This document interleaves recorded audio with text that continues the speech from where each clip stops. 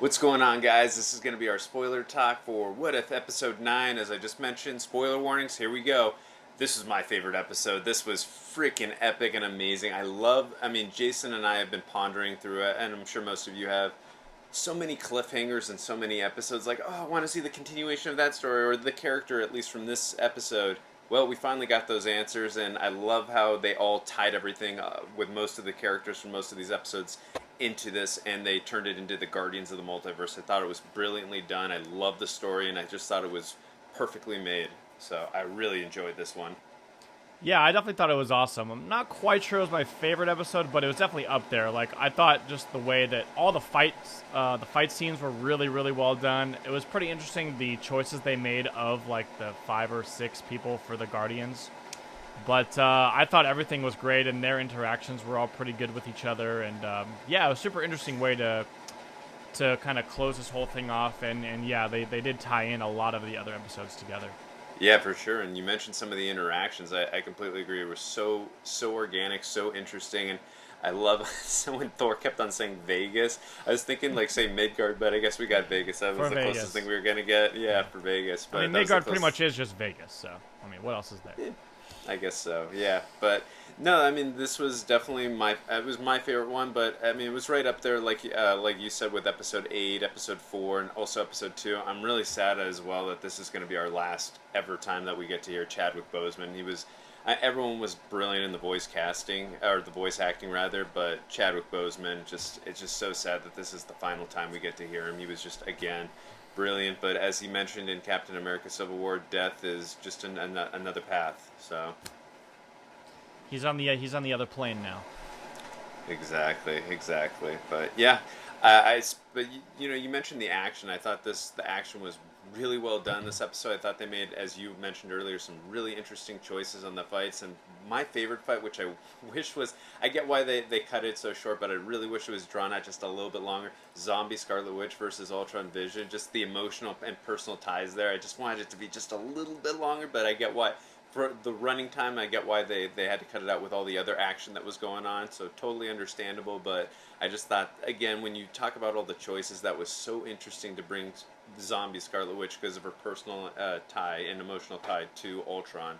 So that was really interesting when they did that. I love that choice. In the moment, I was almost expecting it to be Zombie Thanos because he was the one they kind of teased at the end of it. But yeah, apparently she got the best of Zombie Thanos with Infinity Stones, so there you go. Yeah, that's a good point. And I mean, obviously in Avengers Endgame, and he didn't have all these stones. He had no Infinity Stones, but we saw that Scarlet Witch was basically about to kill her, or kill him rather, right before he said rain fire or whatever Right. he said. But again, to your point, he didn't have the Infinity Stones, so totally different scenario, and she wasn't a zombie, but still. And he wasn't a zombie. Yeah, so, but I guess you're right. She definitely got the better of him, but that was an interesting choice. I mean, as far as we know, that's just who ended up showing up in the battle. But yeah, I thought Yeah. that was a little anticlimactic because it was over in 2 seconds. Yeah, Anyway. no, again, I wish it would have been a little bit more drawn out, but and also too, I love how what they did with Natasha Romanoff, where she shot the virus into using like a Hawkeye trick, using the arrow. Awesome. And it was such a great line for Clint. I love that, and I love the way it was just slowed down, and just you get that emotional moment. It was just it was really powerful for me, at least. And then when you get like Captain Carter, I really love the way I love the way all the characters were used in this, but specifically Captain Carter was, because the first episode I thought it was okay to pretty good. I liked it a lot more than most people. I know a lot of people didn't care for that episode, but the way she was used in this episode, I really appreciated the character a lot more in this episode. So I really like the way she became kind of like even though Doctor Strange was the one controlling the multiverse and all that, she was the de facto leader to me, at least, of the team. Yeah, I mean, that's kind of her role, but it's funny because, like, we're talking about her first episode, like, it's almost a carbon copy of the first Captain America movie, where the opening of this one was The Winter Soldier. was like Winter Soldier. So I was like, okay, Yeah. are we doing this again? But then they cut it pretty quick, which was cool. Yeah, And then the time at the end, the post credit scene was pretty, or the mid credits, whatever you want to call it, was pretty with pretty the cool. Hydra Stomper, yeah, and Steve was in there, and she got her happy ending. Again, I almost had tears in my eyes when she was asking the Watcher, "Can I go back?" Like just like Steve, can he go back in time? well, he had the power to do it. He didn't need the Watcher's permission. Where he went to be with Peggy in Avengers Endgame, and she wanted the same thing. Now that the world had been, or the multiverse, or the universe had been, multi-universes had been saved. So I thought that was just again just such a smart emotional choice, and I almost had tears in my eyes just watching that. Such a brilliant choice. I loved it. And I loved when they didn't do that, the way they showed the mid-credit scene was just, again, very smart choice, really good, and I just loved it.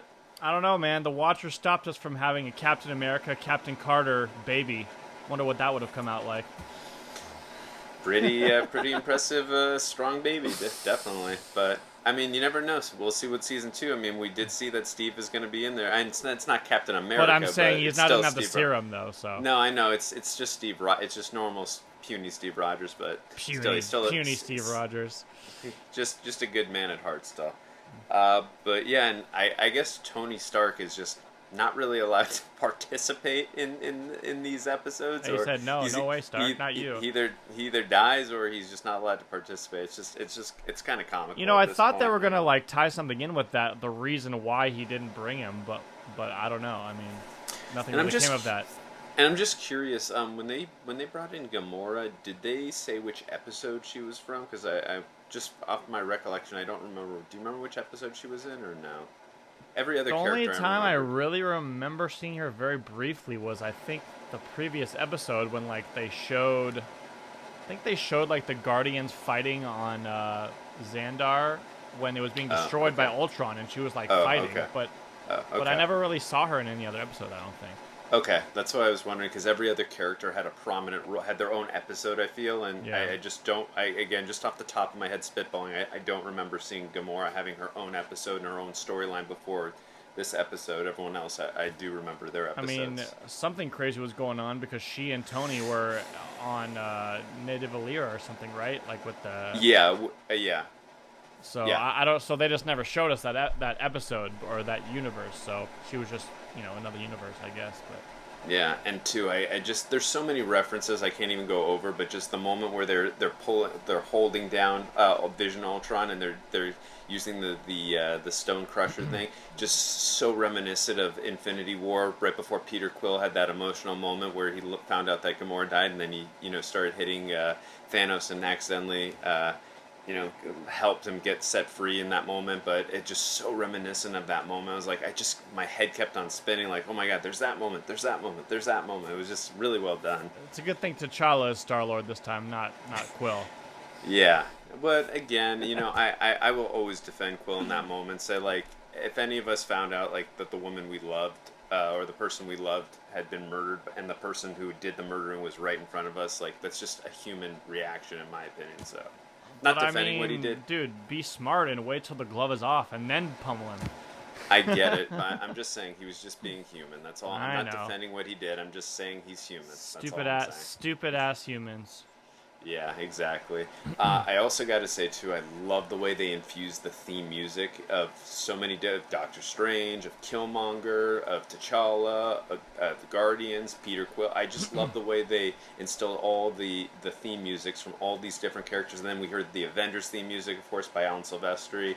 I just love the way it was all infused. It was all played at the right and perfect time. It just the nostalgia feeling listening to all that music was, made me so giddy and happy. Yeah, it definitely had an impact. Like, the music was really well placed, and just, it added to the whole episode. Yeah, for sure. And of course, really quick, let's just mention Ultron Vision. I mean, I love how menacing and scary they made this character in this two-part episode that they did. And again, Jason and I mentioned in our last episode, if you have not seen Earth's Mightiest Heroes, please check out that show. Like, if you're an MCU fan or just a comic book fan in general, you need to watch that show. It's really a must. good. Or if you've seen it, watch it again. It's worth it. But anyways, that is always the Vision that, and of course the Vision we got in the comics is always the menacing and scary one. The one we got in Age of Ultron was. Oh, I'm sorry. Ultron. Yeah, exactly. Yeah. Sorry, Vision. My bad. The one we got in the comics and in Earth's Mightiest Heroes, those are the ones I always just really thought, okay, this is the Ultron I want to see on the big screen or in the MCU. The one we got in Age of Ultron was okay. It wasn't horrible, but it wasn't as scary or menacing as I wanted it to be. It was still decent, and James Spader obviously did a really good job with the voice acting, of course. but it's not the Ultron I wanted. This is the Ultron I wanted. At least the Vision Ultron, I mean, that I wanted. But at least in the beginning of the episode, they kind of gave him a little bit of that snarky attitude. He, like, not obviously as much as in the movie, but like he definitely had a little bit of that attitude in this episode.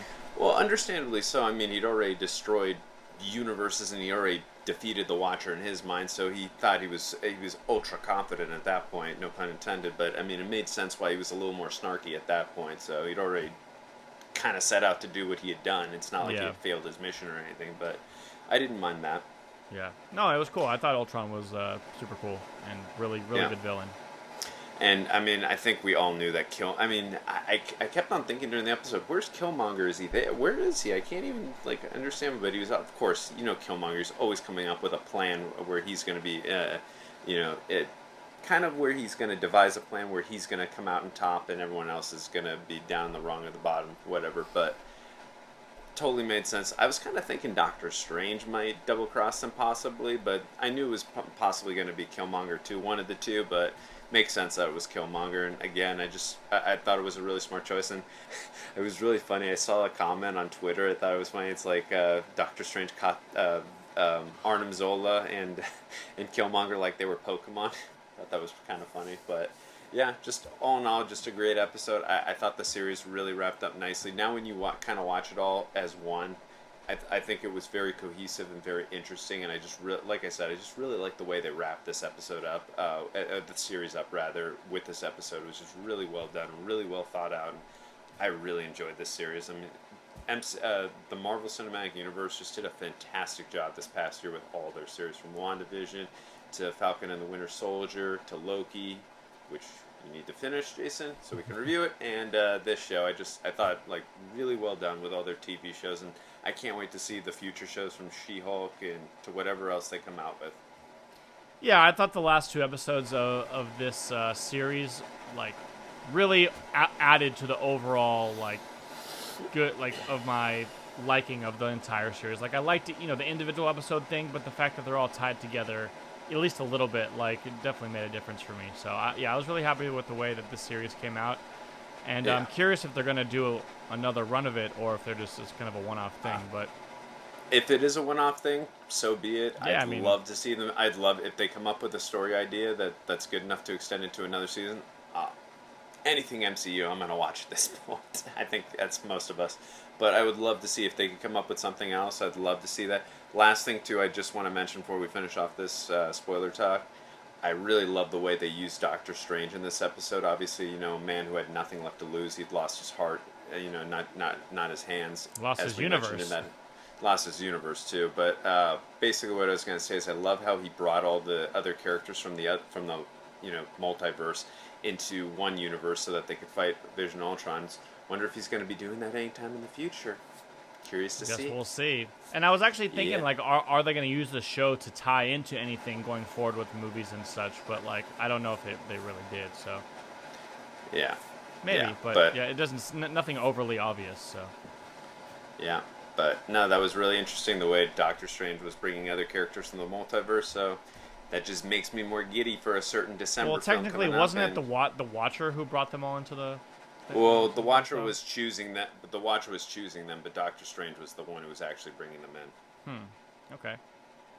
If I'm wrong, let me know in the comment section. But that's how I interpreted what I was saying. He physically grabs Thor, so that's what I thought he was the one doing it. Okay, you could totally be right, but that's kind of how I interpret it. But you could totally be right. I could totally be wrong. Let us know in the comment section. But yeah, anything else you want to mention in this episode or the series? No, I thought the episode was great. The series was awesome. Looking forward to whatever they come out with next. It's probably a movie, I think, next. But the Eternals. MCU's killing it right now, so I'm happy. When are they not killing it? I know. Yeah, but yeah, definitely let us know in the comments, what did you think of this episode, and also what did you think of the series as a whole? We'd love to hear your thoughts. As we mentioned, this is a spoiler talk, so say whatever you'd like to say. We are going to be doing more MCU stuff. We're going to be doing a Rotten Tomatoes prediction for the Eternals, as well as a movie review, so if you don't want to miss that, hit the subscribe button, also hit the like button. We'd really appreciate that, and share if you can. Also, we'd appreciate that. And that's going to do it for this video. Anything else, let us know in the comment section. And until then, we'll see you guys next time.